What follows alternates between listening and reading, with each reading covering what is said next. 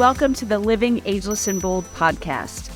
Each episode, I bring you amazing women who inspire, educate, and share their experiences and journeys along the way. So grab a glass of wine or a cup of coffee, find a cozy spot, and let's relax and have some fun hearing what can be accomplished after 55. Hi, everybody. Welcome to today's show. My guest today is Dr. Gail Saltz, and you will recognize her. You have seen her on television. She is the media expert for all things well-being, relationship, family, anxiety. She is a psychiatrist. She is the host of the podcast, How Can I Help?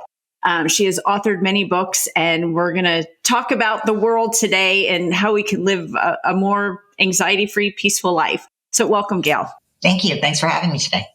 So I feel like COVID was bad enough. And then the world just got so polarizing, and it's 2024. We're in an election year. I just feel like there's just so much anxiety and pressure, and like the world's going to implode. Give us some tips on how we can get through everyday life and not be so affected by what's happening around us. Well, you're not alone. I think many people are feeling incredibly stressed, having to do with, I'll call it in shorthand, the news. So whether it's, a current event happening somewhere in the world, anywhere in the world, or our political situation, our divide, feelings about financial inequity, racial inequity. These are situations that feel more extreme to many people than they have ever been in their lifetimes. Let's put it this way. And you could be pretty sure that I would not say historically, we've been in very difficult situations before. But in most people's current lifetimes, this feels like an exceptionally stressful time having to do with news events, even though it feels as though the emergency of the pandemic is over. So yes, a lot of people are presenting with anxiety disorders or mood disorders, depression of some sort. And in terms of what you can be doing about it, I would say a number of things. One is to think about how you are taking your news in. One of the reasons that it's so stressful right now is that the news that you're receiving because of social media and the internet is the news from literally everywhere. Everywhere. That's what I was just thinking. It's everywhere. Everywhere. And it wasn't that way, right, tens of years ago. But now your phone, which is your constant companion, is an ever-present source of news items. You get pinged constantly by some headline or breaking news that's disturbing. If you look at your Instagram, if you look at your TikTok, if you look at your, anything, right, you're constantly being fed. And they're often pretty catastrophizing headlines of some dire situation that may turn out to not be dire at all. But where is the business in that if the news can't tell you that it's dire and therefore get your eyes glued to them? So it is purposely designed a certain way.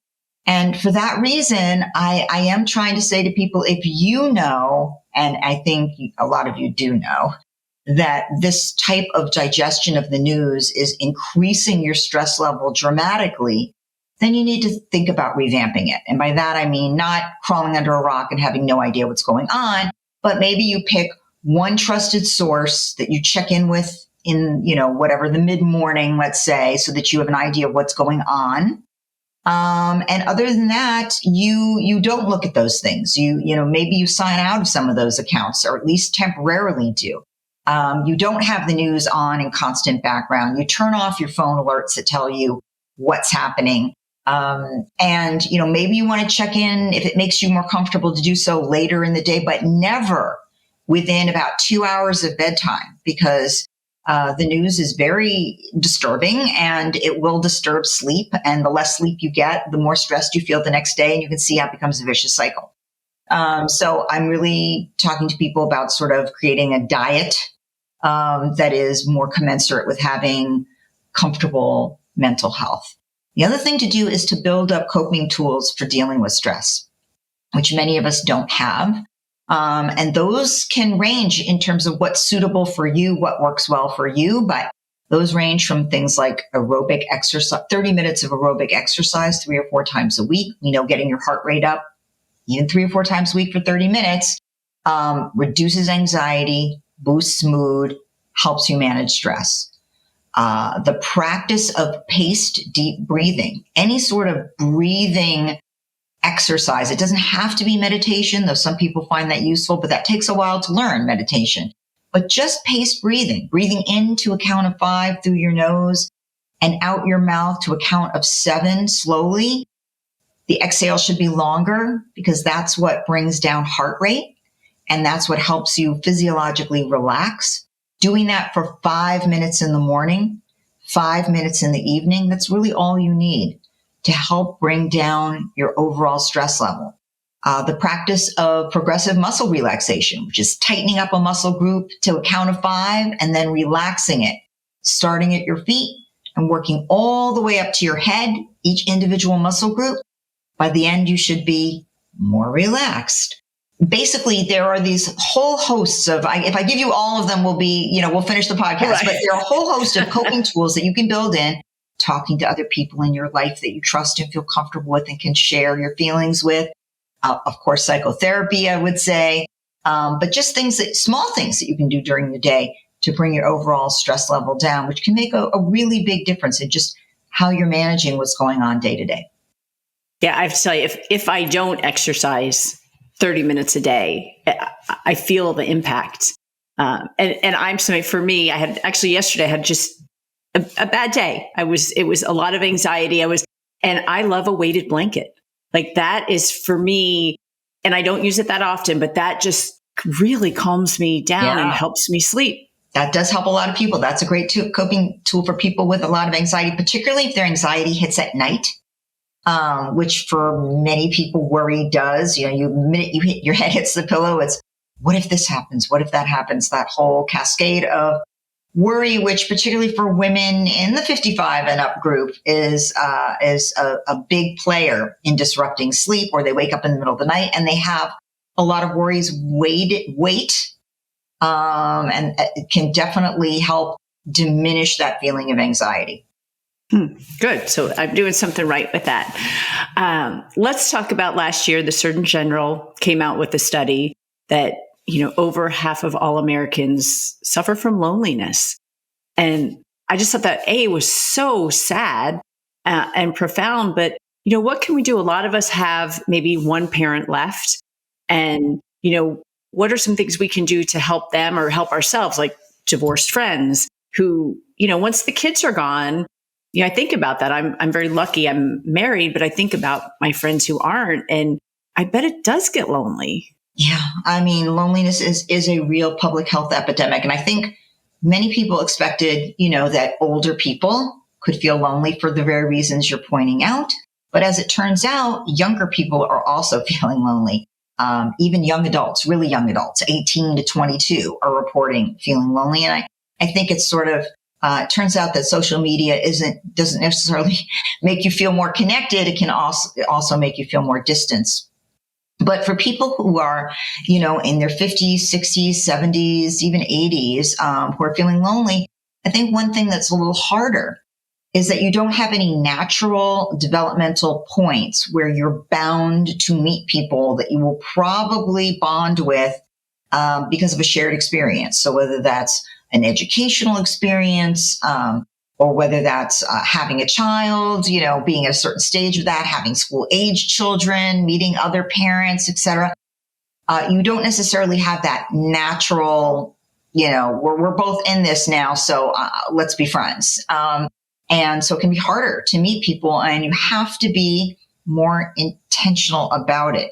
So I say there are two different aspects to this. One is the being intentional. How do you do that? Well, it might be joining a group, a religiously affiliated group, or something where there's a similar interest or a similar desire.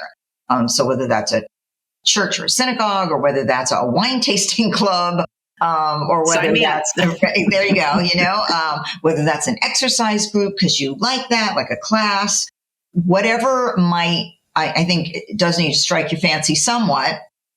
Trying to join a group And then you kind of have to be a little bold, which can be hard once you get to a certain stage in life. I think people tend to feel embarrassed or uncomfortable. But the truth is, probably whoever you turn to and say, hey, would you like to get a cup of coffee? Will be every bit as ecstatic that you ask them, then, you will be if they say, sure, let's do that.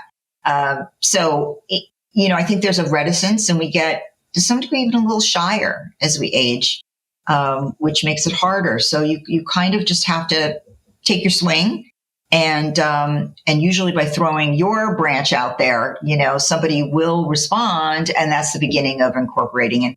Other people are feeling lonely too. They would love it if you would say, hey, could we get together? Or do you think you'd like to see that exhibit at come up with something to get together. That's one part. The other part is sometimes you do have relationships, but you're sort of letting them drift. And they become more distant, and now you feel uncomfortable picking up the phone or inviting them to do something because you haven't talked in a while. And again, I say you have to be intentional. Hey, I know it's been some months, and I know we've both been busy, but I miss you. Use your words. I miss you. I care about you. I want to stay connected to you. Again, it can be very hard to do that, but if it helps you, write them down ahead, but using really emotive words because loneliness is not about how many people are in your life. Loneliness is about just a few well-connected people that you feel intimately you can trust. That's really, if you have two people in your life you feel really comfortable with, you could tell anything to, chances are you don't feel lonely.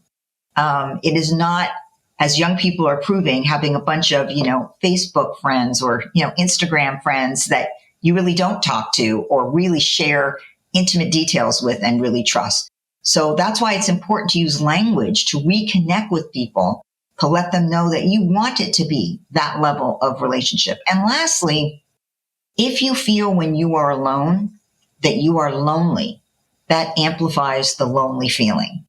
If you feel when you are alone that you are having and finding ways to enjoy your solitude, then that doesn't feel so lonely. So building up some things that you actually do enjoy doing or appreciate about your own company is also really important. Yeah, I was talking to somebody who was on the podcast, and, in COVID, we learned how to live our lives within our homes to a point where we never have to leave. We really don't. So I think that would be another thing. Instead of ordering Instacart, go to the grocery store, smile at people, talk to the deli counter person just to have some engagement, because you really can get yourself stuck in a silo. You can. And I do think that's a good idea. But I think that when you're really combating loneliness, you have to go a step further, because as I was sort of pointing out earlier, just hi in the grocery store doesn't feel right connected enough for people who are struggling with feeling lonely. They really are looking for, and I'll tell you something, for younger people, but there's no reason that people over 50 can't be doing this as well. There are now apps really where you're finding a friend.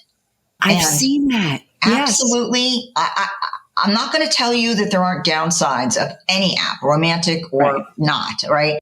But there are also some upsides. And I am definitely aware of women who have put it out there on on the Bumble friend app, not the romantic app. Nope. And absolutely met other women who are also looking to form some friendships.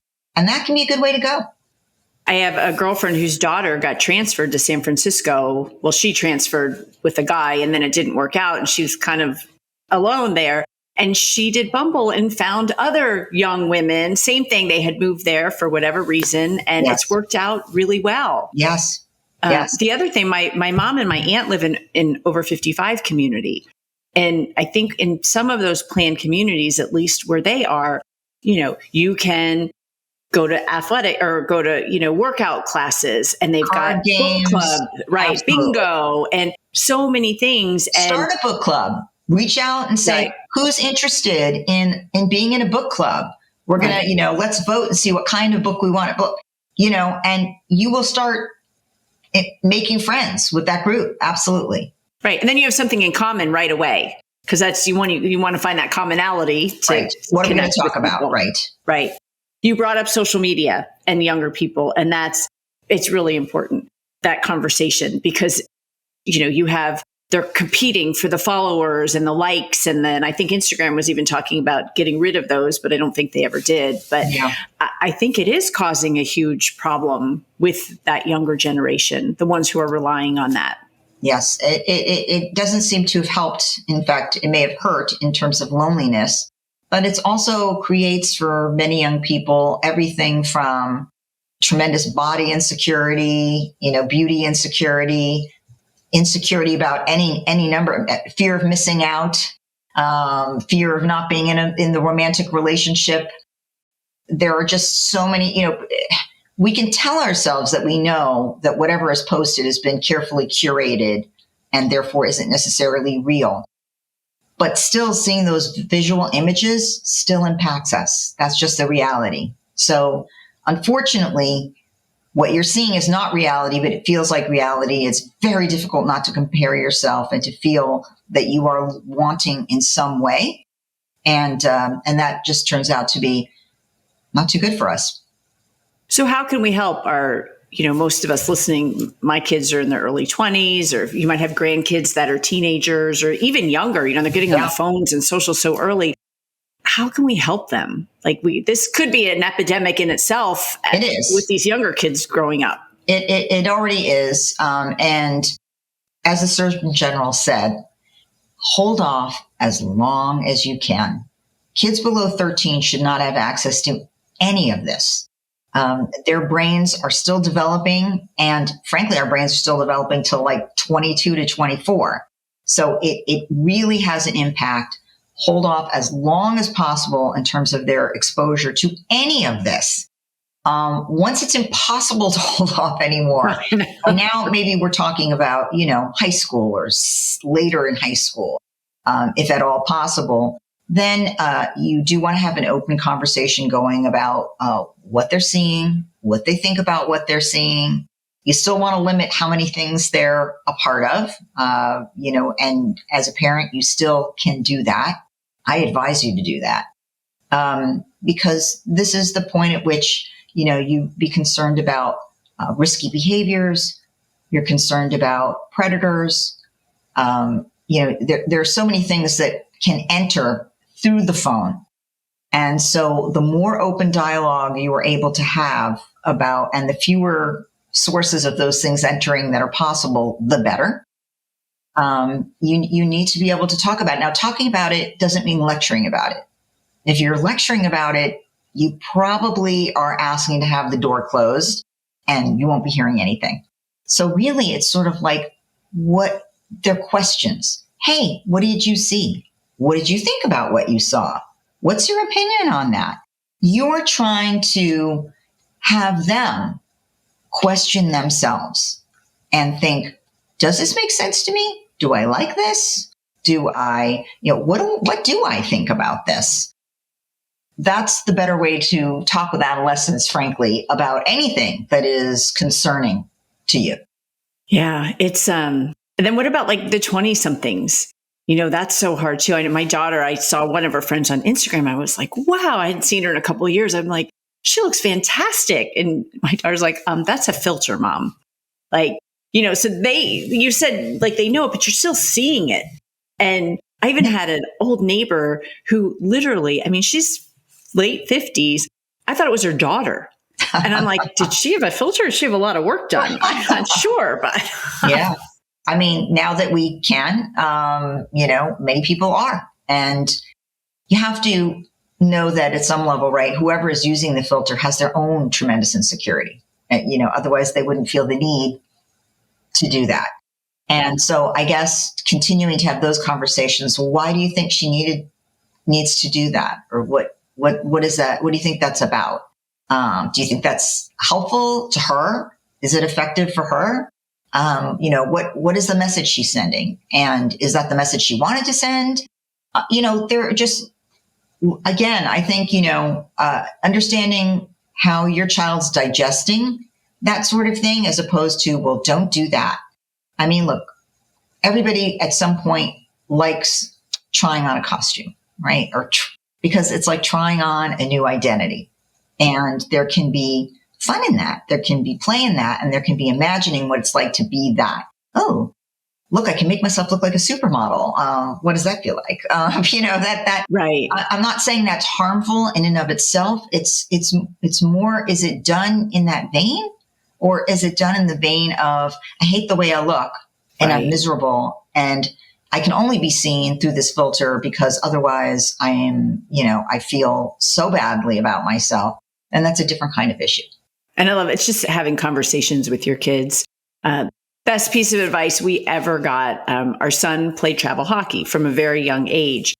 And it's a lot for my hockey moms out there. You're in the car a lot and but you have this opportunity to have this child in the back seat that you don't have to connect eye to eye, which sometimes is uncomfortable for them. But you have this hour in the car each way that you can have these amazing conversations with your kids. And I always feel like I want to tell parents, like, don't miss out on that. Don't, let them throw their AirPods in, turn the radio up, or, play a video game. Take advantage of this one-on-one time where they don't have to look you in the eye, but might have something they want to talk to you about. Absolutely. That is very, very true. Yeah. Best piece of advice I got is as a mother of a younger child. Asking questions makes it clear to them you're really interested in what they think. Yeah. I do get that. Okay, Mom, that's enough questions. I only get a certain number and then I have to stop, but that's okay. That's fair. Okay, let's talk about your podcast, because I love this format. I love what you're doing. I'd love to tell everybody about it. Thanks. Yes. It really was born out of the pandemic, to be honest. In the first couple of months, there was just an overwhelming need for people who were, scared and stressed and anxious and depressed. And, it was a pretty horrifying time. And all of my community, right, we couldn't go into our offices at all either. And we were just sort of trying to get on to telemedicine and make that work, which ultimately did work and very, very well, and now has really changed the entire landscape. But in those early days, there were, we didn't have enough of a population to begin with. Then in the pandemic, we really didn't have enough psychiatrists, psychologists, social workers. And then when you took those people offline because they couldn't be president, it was just a disastrous situation. So the podcast was people, I asked people if they had questions that I could sort of write to them in an anonymous, but that might be helpful to a large group of people because a lot of people were having similar experiences. Some answers, I thought that might be helpful. So it started that way, with people, emailing me the things they were struggling with. And I would, one per episode, and it usually covered some different topic. But the truth is it was so well subscribed to, I just continued going post pandemic. So, the truth is the nation continues to have an undersupply of mental health professionals for the number of people that need. And it doesn't matter that, there are other means, there are apps or there's telemedicine. We still have an undersupply. And there are many people who still, with stigma, don't want to feel uncomfortable going to see someone directly. So I think it's remained really useful to have people be able to, send in a question and get an actual psychiatrist's answer. Is it just you on the podcast, or do you have it's colleagues just me. in? Okay. I do not have guests. I'm just trying to take the questions that are coming at me, and it's interesting how they, they evolve with the times. I was just going to ask you that. But there's some that are evergreen and continue to always be the same sort of, difficulty that many people have about a particular type of anxiety, a particular type of mood issue, or a relationship issue that are just classic and what people come to my office for.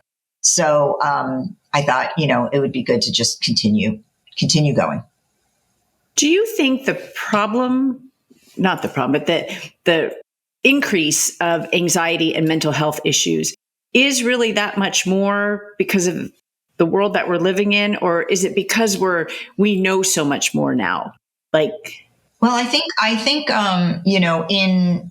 in the last decade, we made a lot of progress in reducing stigma so that more people could talk about what was happening. And so maybe, let's say in the last 20 years, some of the increase in kids with attention deficit hyperactivity disorders, because we're now diagnosing them and we didn't before. We didn't know. So like they didn't come forward. And some of that might be true for anxiety disorders or even mood disorders as well. But in the last number of years, no, we'd already kind of arrived at that spot. And I think that the current events, the pandemic, definitely, during the pandemic, there was a rise in clinical depression and anxiety disorders by 41%.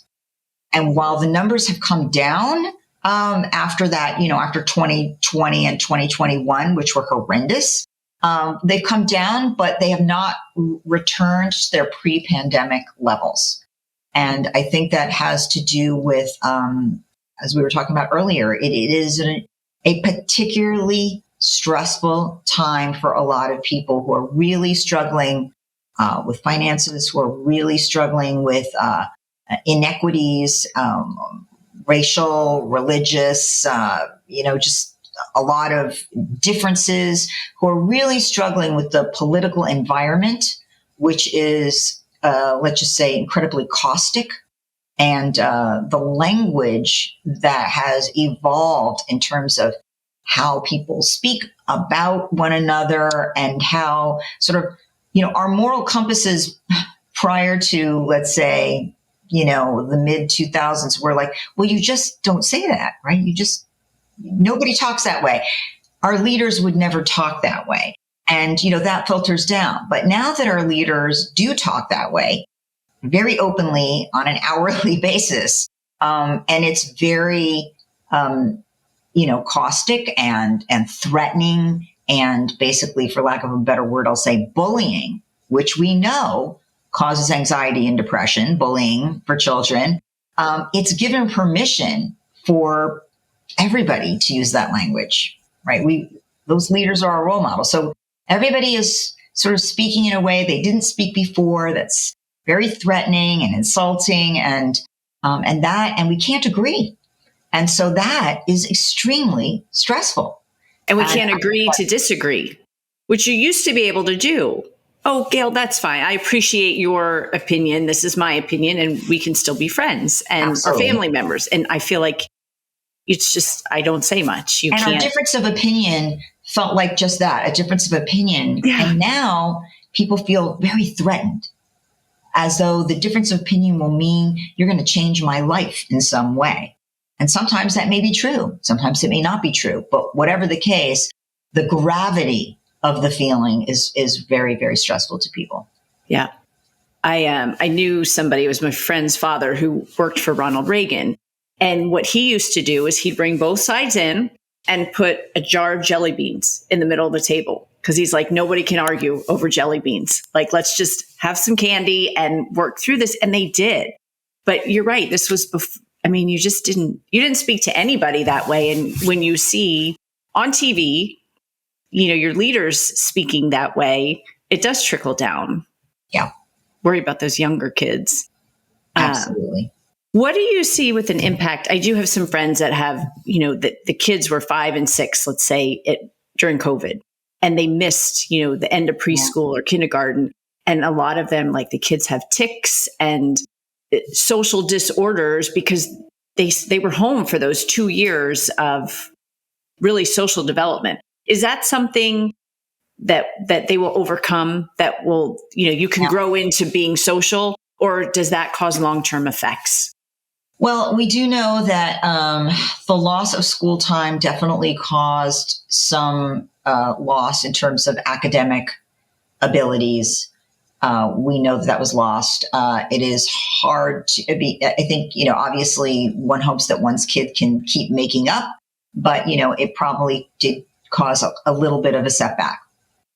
In terms of social emotional development, of course, kids can absolutely catch up. I don't think we can necessarily blame, I don't know of a true increase in tics overall.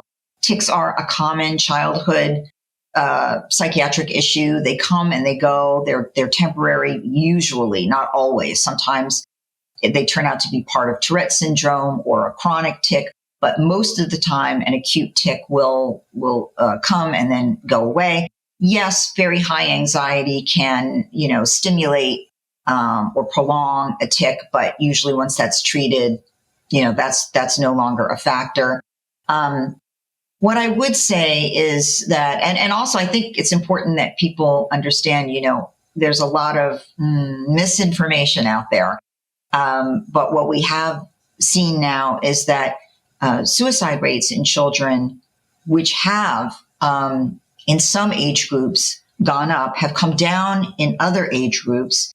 And it seems that time that kids were home during the pandemic and not in school, there was not a rise at all in suicide rates, which actually kind of fits with the pattern pre-pandemic, where basically the height of time of year of suicide for children and adolescents was school time and not vacation time or not summertime. Pressure and the bullying. School is stressful. Yeah. School is stressful.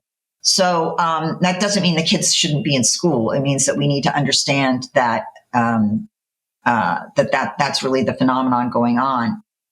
I would say to parents, if your child is presenting with a lot of worries every day and it's making them hard for them to concentrate and function well in school because they're so worried or so nervous, they're having any trouble sleeping or they're having trouble with their appetite, they don't want to go to the friend's house, these sorts of things that are essentially a regression, right? A loss of milestones that they accomplished. That's a child that needs an evaluation and treatment for an anxiety disorder. They are easily treatable. Often 8 to 10 sessions of psychotherapy, even without medication, is sufficient. Sometimes medication is needed if it's really severe. But the point is you want to get your kid back on the developmental track. And you only do that by treating them. So you don't want to wait till a kid is, just like completely non-functional. You really, as many as 20 to 25% of children at some point in their childhood will develop an anxiety disorder. That is not a reflection on your parenting. It is biological. And the sooner that they enter treatment, the sooner that resolves. And you've then given them coping tools that they will always have going forward that are really, really helpful. So I think in terms of cognitive, getting behind, obviously schools are aware and trying to do what they can to help children make up to an appropriate grade level. It was really the worst for kids with attention deficit hyperactivity disorder to sit there and Zoom school all day. That just was terrible. Sure. They lost the most because attending to a screen is so incredibly boring compared to attending in a classroom that it was exceptionally hard. And those kids could use also some treatment for some extra coping tools to help them really engage in the classroom. It's been an interesting several years. I'm hoping things change. But we wrap up every podcast. I ask the guests the same 2 questions at the end. What is the greatest thing you have accomplished since you turned 50? Oh, wow. What is the greatest thing since I have turned 50?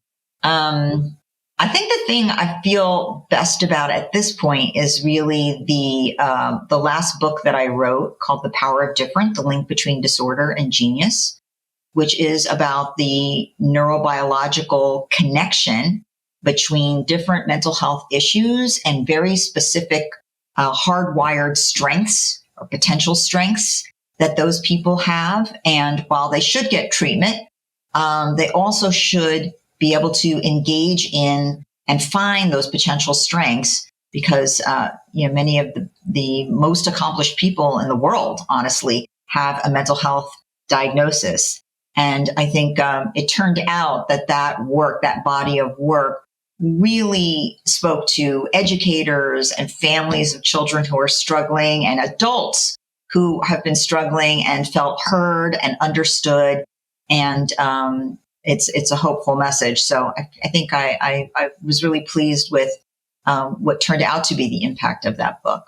I know I had it in my notes, and we didn't even get a chance to talk about it. Maybe I'll bring you back just to talk about that because that was a fascinating topic. Thank you. And then where do you see yourself in 10 years? Okay. I hope to still be working. I really love my work. So what does that mean? I assume that will continue to be, television is a very appearance conscious medium, as you know. And so I would say that the older I get, the harder it is to convince the people who make those decisions that experience, credentials, and wisdom matter when you're talking about mental health information, and they matter more than youth, let's just say. So that's always a bit of a battle. And so far, I'm still on the winning side, but I hope to continue that. I hope to continue. I love podcasting, as I hear you do too. And I hope to continue writing. I have, I think, a few more ideas coming down the pike that I'd like to continue doing. So working, absolutely. I've been married almost 35 years, have a wonderful marriage. And so I hope that we'll do a little more exciting exploring of the world now that our kids are out of the nest and functioning on their own. And who knows, maybe I'll get to enjoy some grandchildren at some point. I got in trouble when I said that on the podcast, so I have to be very careful. Yes, probably my kids won't necessarily be, but we'll see. Anyway, I have 3 daughters. They're fabulous women. I want them to do what makes them happy. And that will probably be different things. I mean, they're all doing wonderfully interesting jobs in their lives, and we shall see. But admittedly, mothering has been like my greatest joy. It's the hardest and best job of all. It sure is. So, the more the merrier. Oh. Well, thank you so much for joining me today. We have all of your information in the show notes. Dr. Gail Saltz, it was a pleasure to interview you. Well, thank you so much for having me. I really appreciate it.